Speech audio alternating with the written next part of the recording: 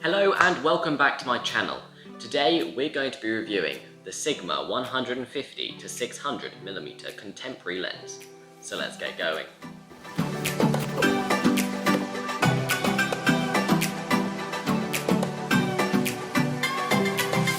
So this Sigma lens has a zoom from 150mm to 600mm. And here we can see the size difference from 60 to 150. Now this huge focal range means that this lens is great whether you want to use it for events, portraits, wildlife, sports. It can do all of them. Portraits pushing it a little bit, maybe there's better lenses on the market, but you can if you so wish. So I bought this lens for wildlife photography and I've been using it now for 7 or 8 months and it's been great. Honestly, I'm very glad I bought this lens. It's always in my camera bag, pretty much always on my camera when I'm out shooting, and if you want to see me shooting with it in the real world, watch my wildlife walks or pretty much any of my vlogs and you will see that this is the lens I'm using. You see, before I had this lens, I had the Canon 75 to 300mm lens, and the 75mm wasn't really long enough for much. I couldn't really use it for anything. I'd always be zoomed in at 300. But the 300 wasn't quite far enough for the animals which were far away. So that was slightly frustrating, whereas with this lens, we don't need to worry about the 75 because you're never going to use that. 150 means that it zooms in far enough that even if there's birds on a feeder, you're still not going to get that close to it, so you can still have the 150 for scenarios where the wildlife is closer to you. But you get 600mm, which means in the wild, when there's birds of prey sitting in trees a long way away, you can still zoom into them. If there's foxes in a field or deer, you can still zoom in and capture them as if they're closer.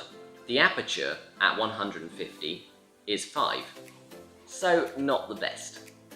And when you zoom it up to 600mm, the aperture is 6.3. Now that's better because at that zoom you can get quite good separation between the wildlife, person, event, sports, whatever, and the background. The lens is built from plastic mainly. It has some rubber and a few bits of metal, but if you want one with a better build, you would buy the sports version, which is more expensive and a kilogram heavier.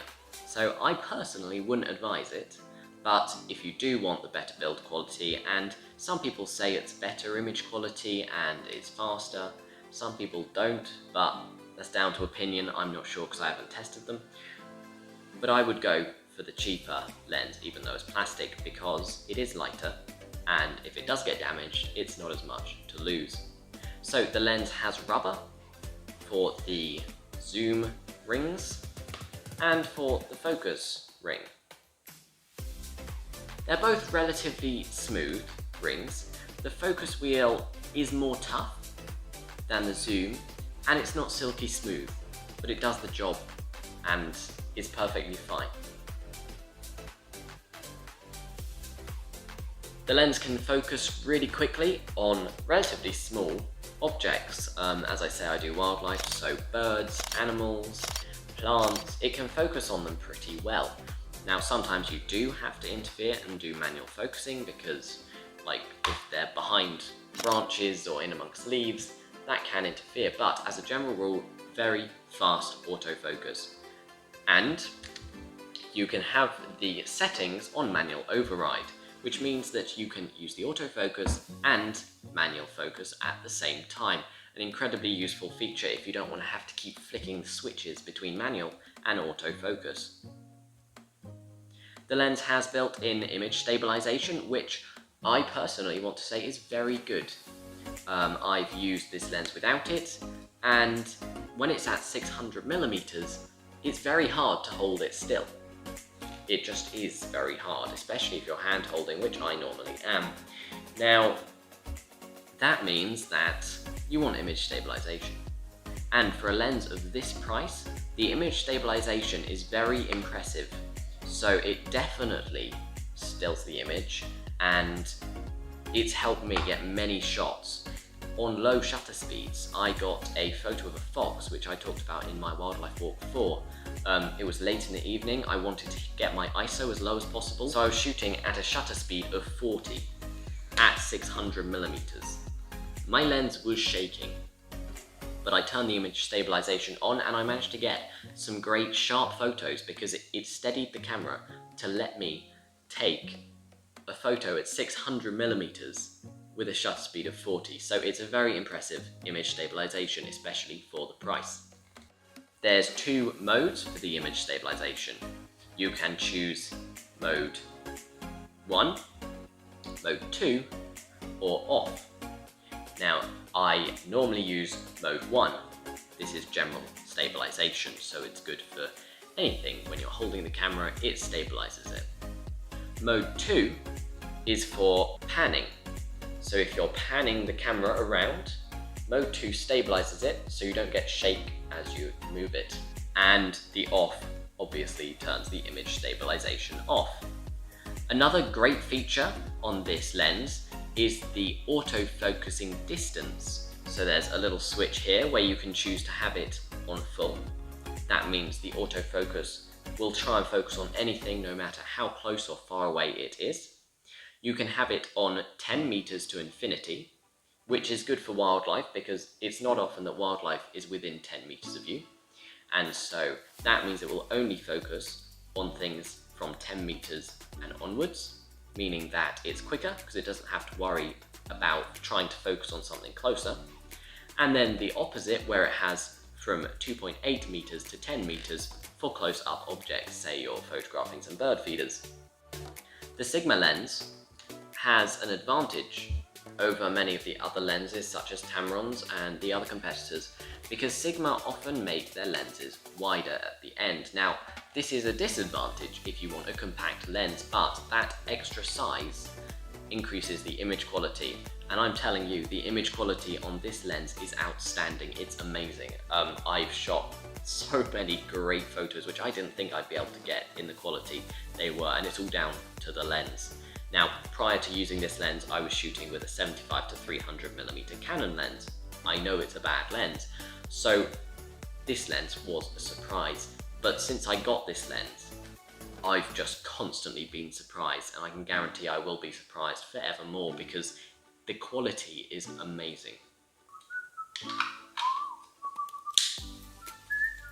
Now, this is something interesting I found out recently. The end of the lens here is made from rubber, which means, apparently, you can pull or push. So if you're someone who doesn't like to spin the dial, then it's very easy. Just grip the end, and you can pull or push the lens to zoom it.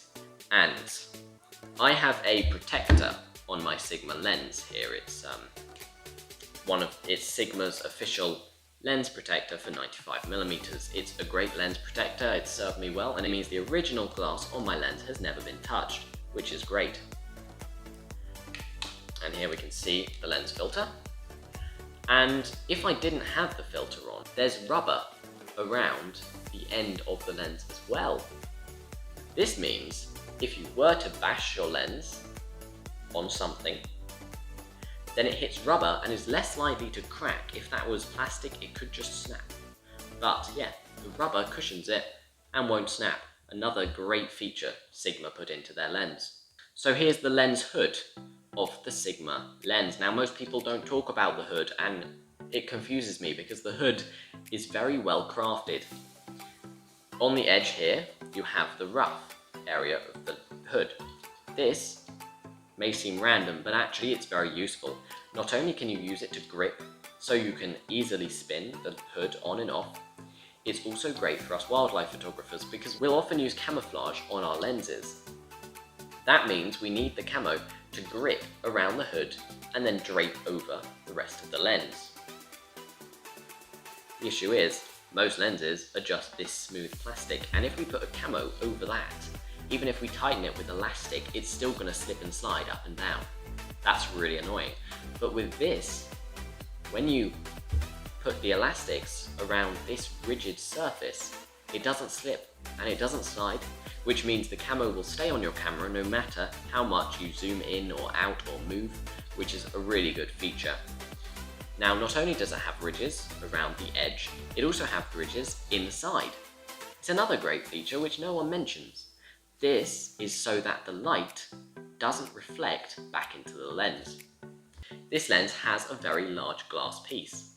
Now, if you're shooting into the sun, then the sun could easily bounce off the edge of the hood into the lens and create flare.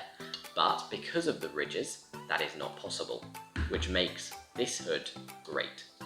And we're not even finished. Finally, this hood, if you see, it has gaps around the edge.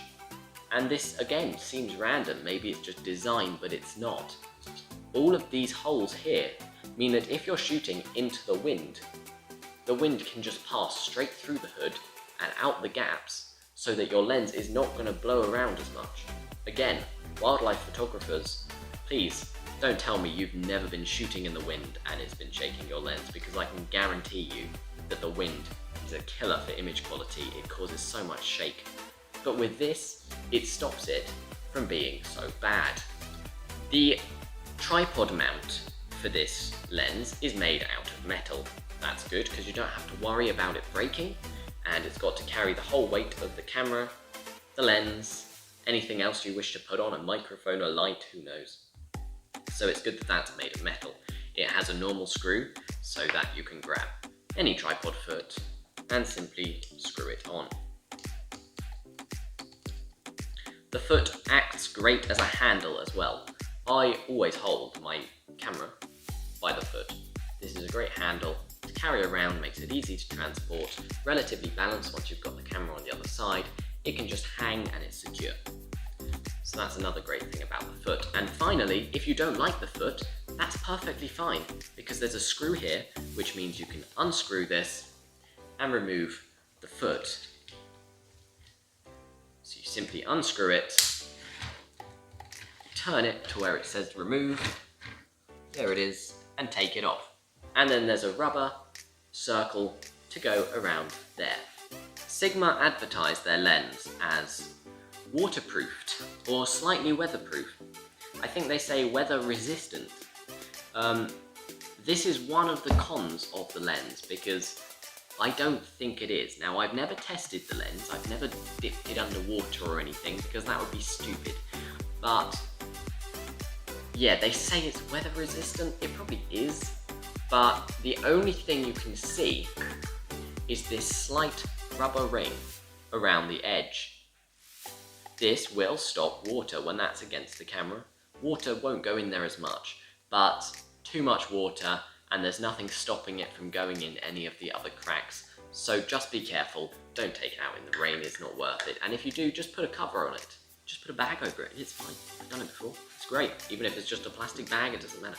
Now, as you can see, my camera is in a plastic bag. This is my homemade water cover for my camera, because it's a very drab day. Quickly talking about the filter, as I said, I have the Sigma 95mm filter. It's just a regular filter, just a piece of glass to put on the front in case it gets splashed, dirty, dusty, and etc. This is a great filter. So if you've come to the video for a filter, this is the one. Sigma built it for their own lens, which means you can trust it. It works really well. It doesn't do anything to the image quality. I've never seen a difference. It's nice, it's metal, it's sturdy, it's never come off, never got loose. Very good filter to use. Another great feature of this lens is the lock mechanism. So my lens is at 150mm at the moment, but it's unlocked, which means if I shake it upside down, you see the lens, it's creeping. It's now gone past 200mm, and if you're hiking a long way and it just keeps creeping, that's annoying. But Sigma have a solution. Simply close it and lock it. This little flick switch is nice and easy to use, not a problem.